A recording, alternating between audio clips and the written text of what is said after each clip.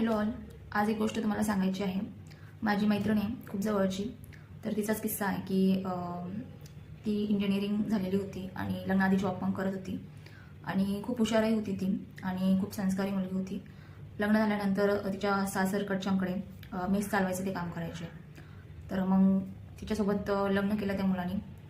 Obviously तो job वगैरे करत तर काही एवढं काय माहिती नाही. पण मग ह्या मुलीचं असं झालं की सासरी गेल्यानंतर तिला ते डायरेक्टली बोलले की तू जॉब करायचा नाही.